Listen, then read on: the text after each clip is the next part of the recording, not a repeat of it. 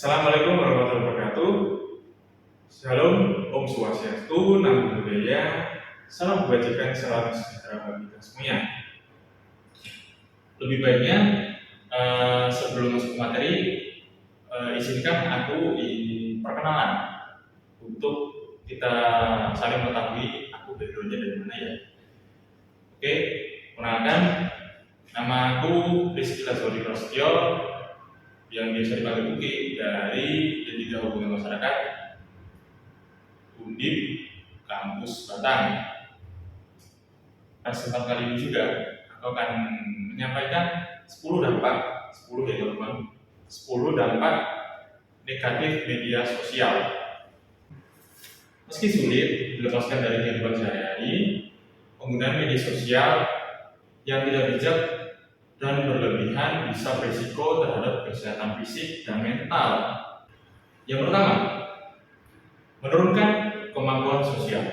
Dampak negatif media sosial yang umum dirasakan yaitu berkurangnya kemampuan sosial, seperti contohnya orang yang berempati dengan tidak tahu caranya berkomunikasi yang baik kepada orang lain. Hal ini biasanya terjadi karena kalian lebih sering melakukan komunikasi lewat media sosial dibanding tatap muka. Yang kedua yaitu cyberbullying.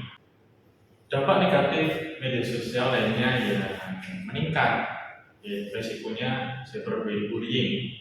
Cyberbullying merupakan perundungan yang dilakukan melalui media sosial, teks, dan perangkat teknologi lainnya. Seseorang yang melontarkan komentar negatif di media sosial tersebut juga bisa memicu adanya perundungan di media sosial. Yang ketiga, bocornya informasi personal atau bocornya informasi tentang diri sendiri. Sah saja yang memperlihatkan momen-momen menyenangkan bersama dengan orang-orang sekitar melalui media sosial. Namun tidak semua informasi perlu diberitahukan kepada orang lain. Pasalnya, kurangnya pembatasan informasi dan pemakaian atau over sharing, terutama yang berkaitan dengan informasi pribadi, terus bisa saja kemudian memicu orang-orang yang tidak bertanggung jawab untuk menyalahgunakannya. Misalnya, Anda kerap mengunggah nama sekolah, tempat tinggal, bahkan nomor telepon diri sendiri di media sosial yang bisa dimanfaatkan untuk kejahatan seperti pencuri identitas. Yang keempat, body image yang buruk. Terlihat kurus dan langsing selalu dianggap sebagai tolak ukur tubuh yang ideal, dan media sosial pun membantu penyebaran standar kecantikan ini. Padahal kecantikan itu suatu hal yang sangat relatif yang bisa dilihat dari berbagai aspek. Orang-orang yang sering menggunakan media sosial pun cenderung memiliki gangguan makan yang bisa berakibat fatal bagi kesehatan. Lihat foto, pakaian, makanan, ataupun video-video liburan orang lain yang diunggah di media sosial tak jarang membuat sebagian orang lain yang merasa minder. Yang kelima, membandingkan diri sendiri ya teman-teman dengan orang lain. Dengan melihat foto, pakaian, makanan, bahkan video, hiburan orang lain di luar sana yang diunggah di media sosial, tak jarang membuat sebagian orang merasa minder, terus rendah diri, tidak puas dengan yang sudah dimiliki saat ini. Hal ini dapat mengganggu kesehatan mental dan menurunkan harga diri seseorang. Jadi teman-teman, tidak perlu terpengaruh dengan indahnya hidup seseorang yang dipamerkan lewat media sosial. Tetap fokus pada hal-hal diri sendiri, diri teman-teman sendiri yang dimiliki saat ini. Oke.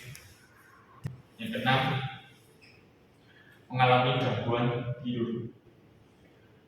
Kualitas tidur seseorang terganggu juga bisa menjadi salah satu dampak negatif dari media sosial. Jika sudah begini, gangguan kesehatan pun bisa terjadi. Yang ketujuh, mengurangi hubungan tatap muka. Istilahnya mendekatkan yang jauh bisa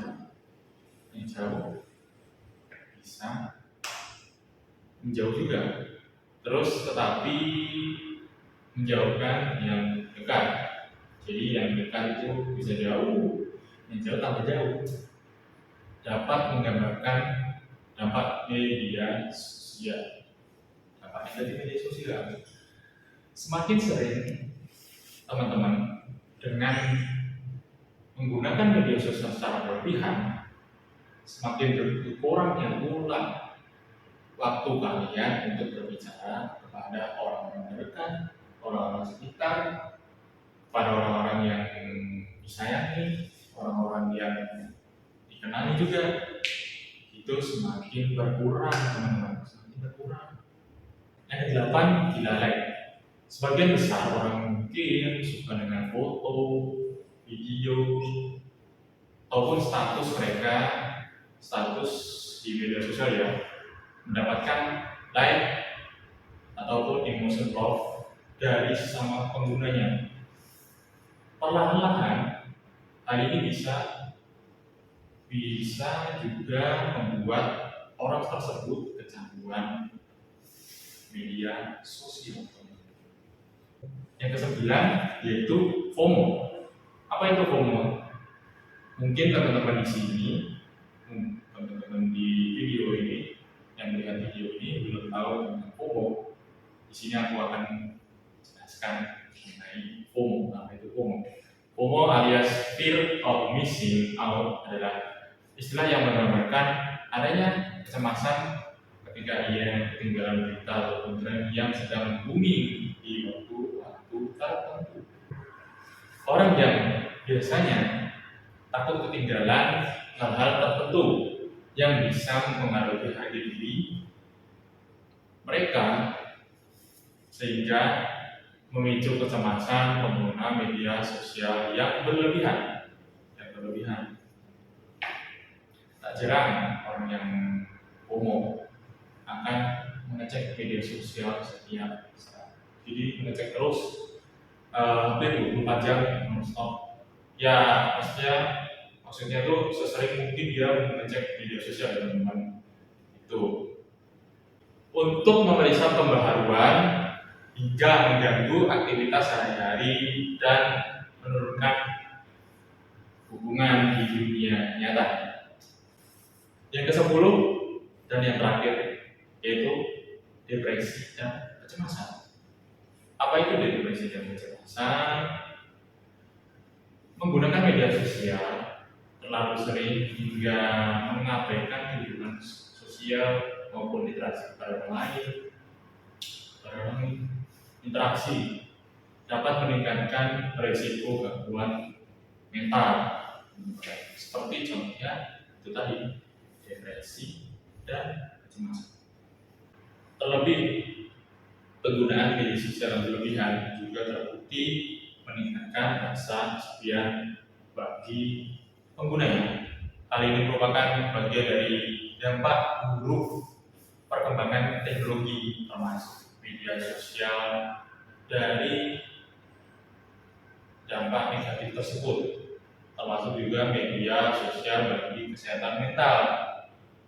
Oke, itu tadi 10 dampak media sosial, dampak negatif media sosial yang teman-teman bisa hindari ya, untuk bisa mengontrol lagi penggunaan media sosial secara teratur di kehidupan sehari-hari. Jadi bisa menghindari dari 10 tadi ya salah satu atau beberapa. Kalau bisa semuanya juga hebat. Jadi teman-teman juga bisa menggunakan aktivitas teman-teman di luar media sosial.